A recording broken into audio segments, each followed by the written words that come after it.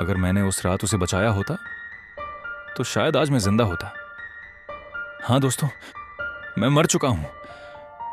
उस रात की हर आवाज आज भी मेरे कानों में गूंजती है।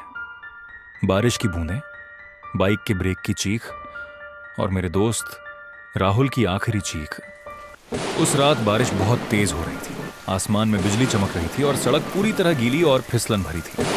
मैं और मेरा दोस्त राहुल बाइक से घर लौट रहे थे। रात का समय था और सड़क बिल्कुल सुनसान थी। मैं बाइक बहुत तेज चला रहा था। रोहन, बाइक धीरे चला, बारिश बहुत तेज है, हम गिर सकते हैं।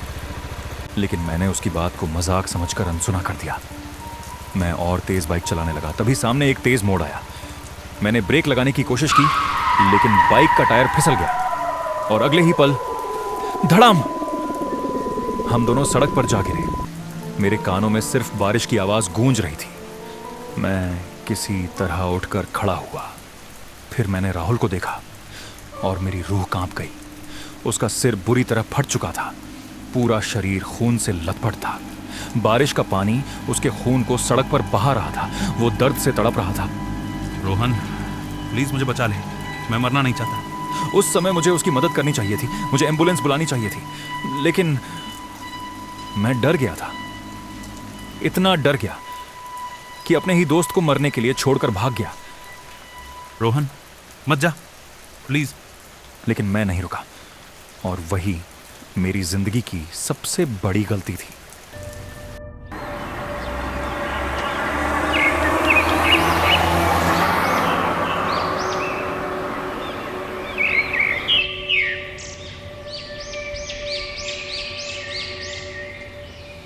अगली सुबह मैंने कांपते हाथों से अखबार उठाया। हेडलाइन पढ़ते ही मेरी सांसें रुक गईं। बारिश में बाइक दुर्घटना, एक युवक की मौत। वो राहुल था। उस दिन के बाद मैं कभी चैन से नहीं सो पाया। हर समय मुझे लगता था कोई मुझे देख रहा है, लेकिन किसी को यह नहीं पता था कि राहुल की मौत की असली वजह मैं था। 3 साल बीत गए।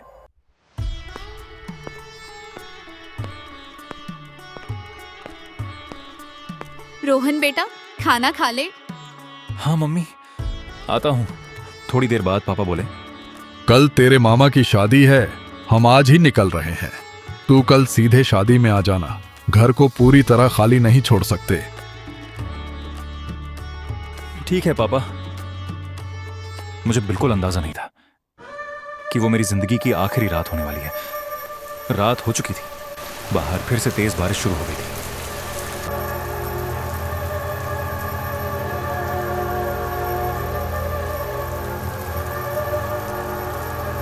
कुछ देर बाद बिजली चली गई।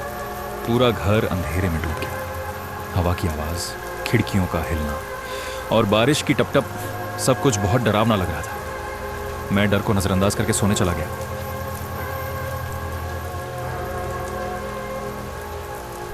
लेकिन आधी रात को अचानक फोन बजने लगा।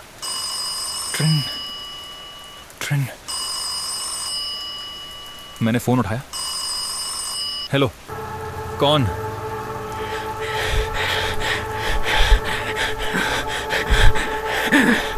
कुछ सेकंड तक सिर्फ सांसों की आवाज आई। मुझे भूल गया दोस्त। मेरे शरीर में जैसे बिजली दौड़ गई। ये आवाज राहुल की थी। राहुल, लेकिन तू तो मर चुका है। मर तो मैं उसी रात गया था जब तू मुझे छोड़कर भाग गया था। डर के मारे मैंने तुरंत फोन काट दिया। मेरा पूरा शरीर कांप रहा था। तभी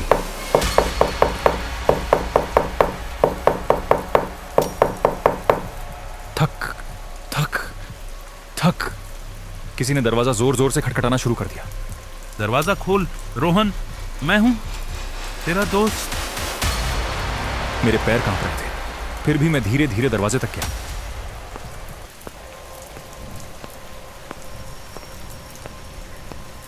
जैसे ही मैंने दरवाजा खोला, बाहर कोई नहीं था। सिर्फ अंधेरी रात, तेज बारिश और सुनसान सड़क।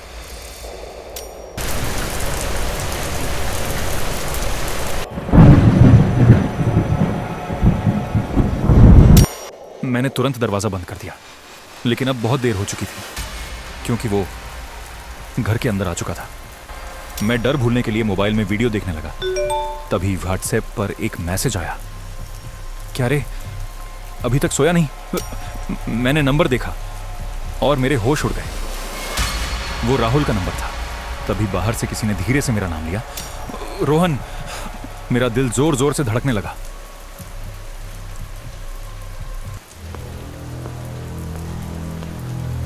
मैं धीरे धीरे कमरे से बाहर निकला।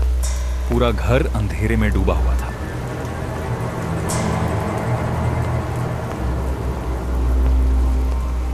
तभी कमरे के कोने में मुझे कोई खड़ा दिखाई दिया। वही खून से भरा शरीर, फटा हुआ सिर और सफेद डरावनी आंखें। राहुल, उसी हालत में जिस हालत में मैं उसे सड़क पर छोड़कर भाग गया था। रोहन, बहुत दर्द हुआ था उस रात। मैं तुझे बुलाता रहा, लेकिन तू भाग गया। मैं रोते हुए पीछे हटने लगा। राहुल, प्लीज मुझे माफ कर दे। राहुल धीरे धीरे मेरी तरफ बढ़ने लगा। उसके कदमों के साथ जमीन पर खून फैल रहा था।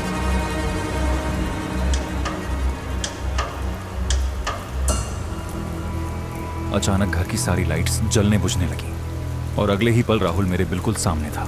उसका ठंडा खून से भरा हाथ मेरे कंधे पर था। डर? उस रात मुझे भी बहुत डर लग रहा था, लेकिन मैं अकेला था। अब तू भी अकेला मरेगा। अगली सुबह पुलिस को मेरा शव मेरे कमरे में मिला। मेरी आंखें खुली हुई थी और चेहरे पर डर साफ दिखाई दे रहा था।